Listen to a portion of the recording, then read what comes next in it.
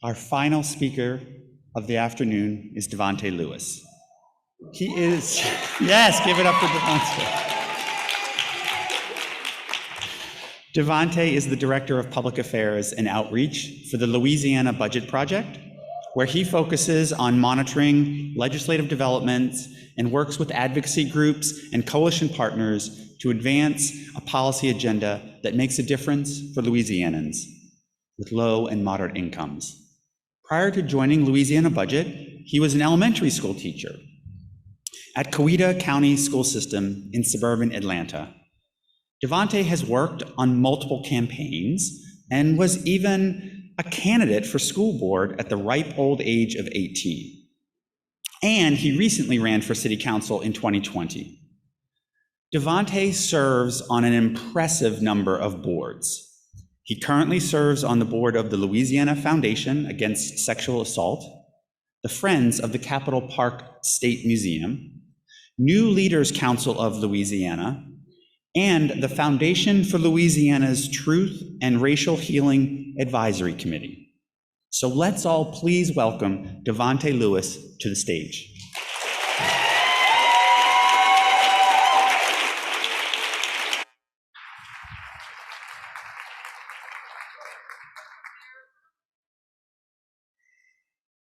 In middle and high school, I often rode the bus to my great-grandmother's house. I would make it just in time for us to watch our favorite show together, Walker, Texas Ranger. But my favorite memory of all was going in the back of the dining room and grabbing a piece of her homemade pound cake. Now, we would gather at that table in the dining room, and we would be joined with her three sisters, where we would talk about hot topics of the day, catch up on the soap operas, and then, of course, talk about everything and everybody. But I remember our most engaging talk. It came around no other than, well, Bill Cosby. You see, in 2005, Cosby had given an infamous speech to the NAACP's 50th anniversary of Brown v. Board of Education, well, better known as Pound Cake.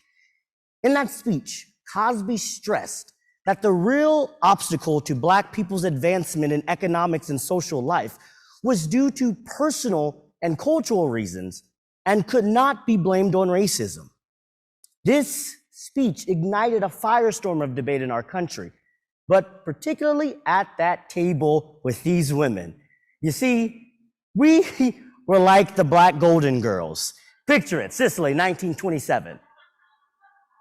My aunts, they would use this moment to tell me about all the racism they faced as being janitors at a predominantly white institution in our hometown in Louisiana.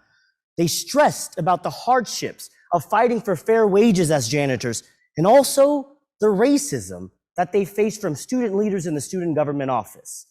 We would continue to debate racism over cake. Now, ironically, cake does play a role in Louisiana politics. In the legislature, there's this historic nature of what we call cake in the back, where most of our lawmakers go and they debate the hot topics of the day around a piece of cake. As we entered the 2020 legislative session, Louisiana found out about its first cases of COVID-19. 4 days later, our session would be suspended as we grappled with all of the hardships that COVID presented. As we entered that session, we didn't know what would happen, but we knew that change would come. So today, we'll talk a little bit about how that moment forced Louisiana to have some hard truths about racism and racial justice. And we'll talk just a little bit more about cake too. In the beginning phases of the pandemic, there were great disparities in who was dying from COVID-19. Black and brown people were making up an alarming number of the deaths, and many people were starting to ask, why? As we continue to get a better understanding of how COVID-19 was affecting our Black and brown communities, some, even subconsciously, may think that these underlying conditions stemmed from a lack of what Cosby would say, personal responsibility. But I knew there was a more glaring issue that hadn't been addressed.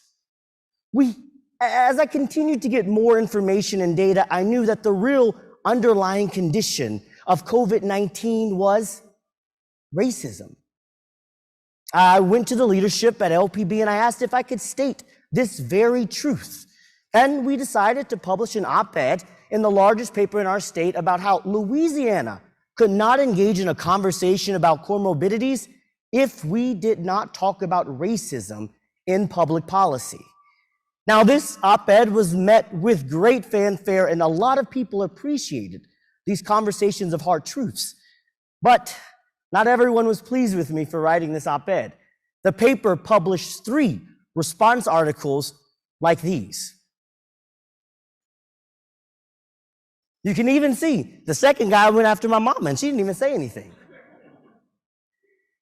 But even through these attacks, it seemed we were coming back to this central debate of whether or not inequities existed in our society because of racism, our personal responsibility. We knew that more had to be done to spread the truth of racism. Not only could we just state that structural racism was bad, but we had to search out the material history of white supremacy and how it shows up in our society. We decided to partner with the LSU Riley Center on Media and Public Affairs to host a webinar on the unequal relationship between COVID and race. This event was a great success. It was our most watched event at LPB with over 900 people participating.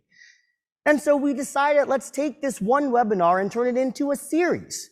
We added the LSU Diversity Office, the Southern University, our premier HBCU, and the Louisiana Conference of the NAACP in a series dismantling the system of racism.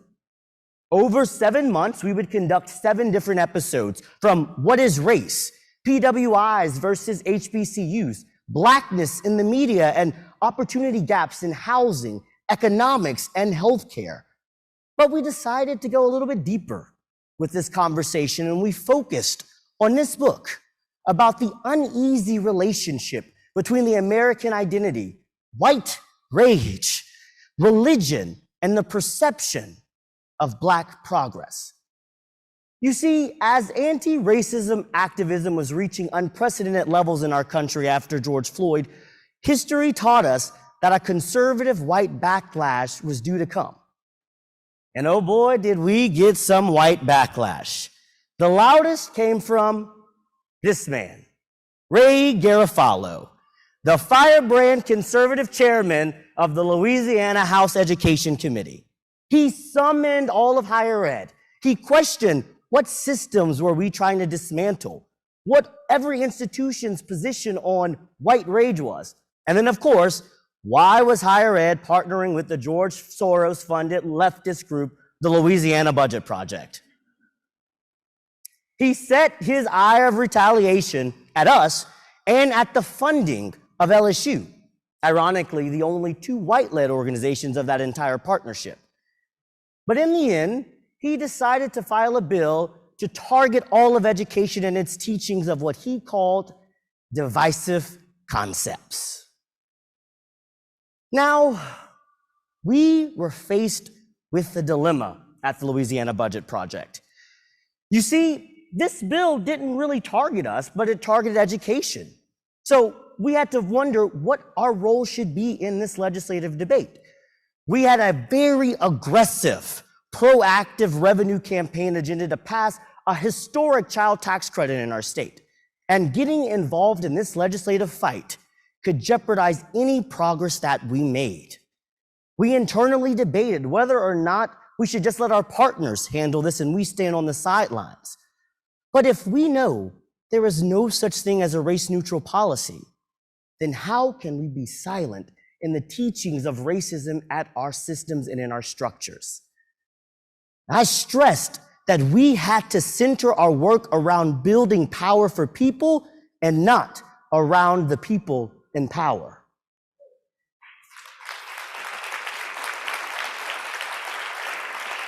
So, therefore, we had to defend our actions. We had to go to the table about what we know to be the truth of racism in our society. Now, we fast forward 1 month to the legislative hearing. And the Speaker of the House had asked the chairman not to run the bill, but he decided to go on his own. And he entered the committee and he said, I will present this bill, but he will not call for a vote. He got to the table with his expert witnesses from the Plantation Foundation, the Heritage Foundation. It's clear that's the heritage they're trying to found. Now, their arguments was filled with just outlandish tropes, upfront racism, and some of the most vile, disgusting things that we had ever heard. It was upsetting Democrats and Republicans alike. The chairman became extremely exacerbated trying to defend his actions. He made this unfortunate slip. On slavery, then you can talk about everything dealing with slavery, the good, the bad, the ugly. There's no good to slavery, though. Well, then whatever the case may be. So that exchange has gone viral after a Republican state lawmaker in Louisiana argued that public schools and colleges should teach and you heard him say it, the good part of slavery. The good part. The good part. Now, at that moment, we did not know that committee hearing would go viral across the country. But it was very clear to me that my pre-written statements on this topic would not match this moment. You see, I had long-term believed in Bill Cosby's speech, so much that I had recited that very speech and won a national title in high school speech and debate talking about pound cake. I gave that speech all across our state and to different organizations. This was now my moment to undo my legacy with pound cake. As I prepared to go to the table, I could hear my great aunts in the back of my head saying, boy, you better tell the truth and shame the devil. And that's exactly what I was trying to do. Even though I had been the first person in the committee room, nearly in the 6-hour debate, the chairman, ironically, had made me the second to last speaker in the hearing. So I walked up to the table and I did just what my great aunts would want me to do. Tell the truth and shame the devil. We believe that the best way to improve education is to be in the radical business of telling the truth. And the truth of this state, the truth of this nation, the truth of our history is that racism has been at the forefront of public policy.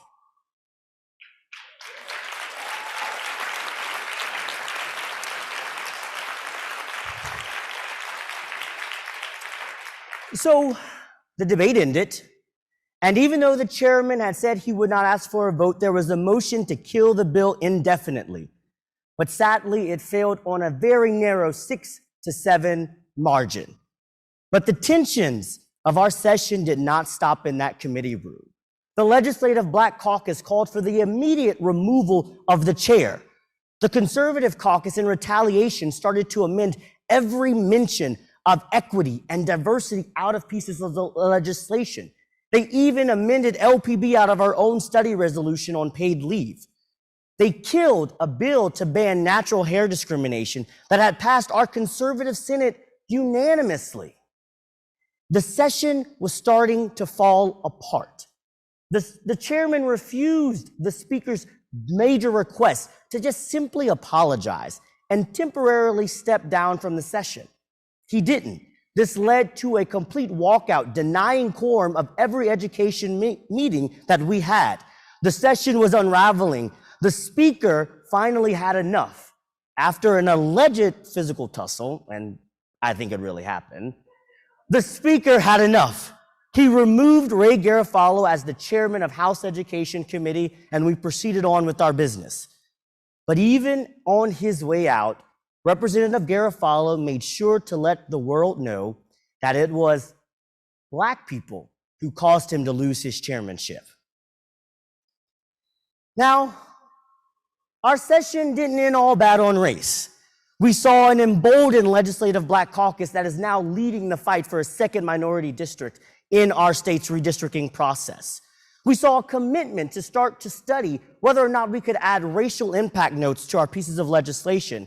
And our work in our series got us to have Homer Plessy finally be pardoned by the state of Louisiana.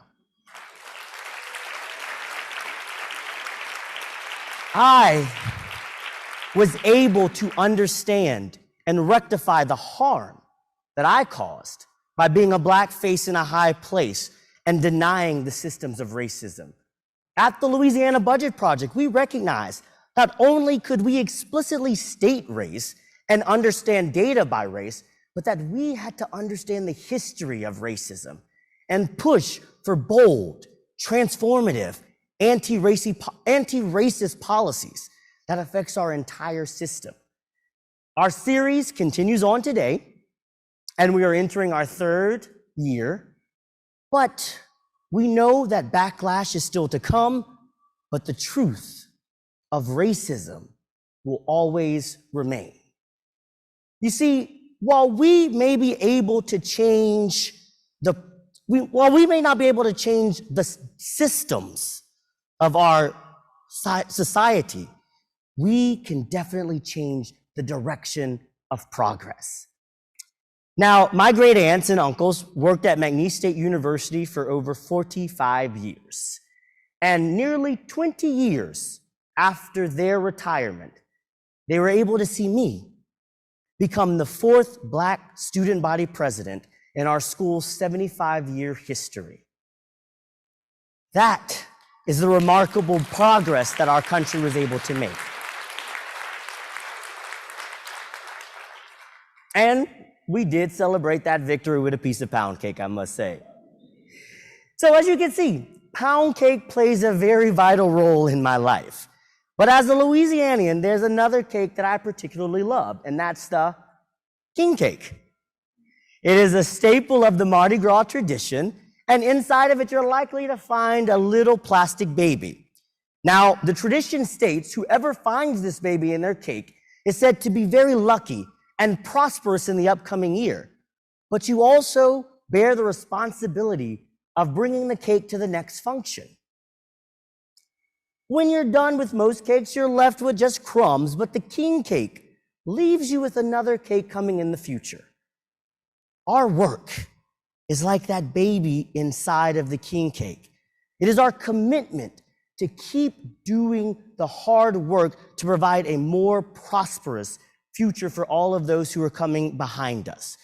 You see, we all speak for the vulnerable, the marginalized, those who feel silent, or better yet, we amplify their very voices in society. We must embrace the uncomfortable truths of racism. We can no longer be silent. For when we are silent, we cause harm to everyone. We cannot let our privilege get in the way. If we are not hungry for justice, it simply means we are too full on our own privilege. Therefore, we must embark in the dangerous mission of telling the truth of racism and the actions that must be taken to build an anti-racist economy and democracy that benefits us all. From poverty to pandemics, racism is ensuring that we will all feel society's downfalls. But when we speak the truth and we work towards justice, we can build a system that's better for everyone, and on the way, we can enjoy a little piece of cake. Thank you.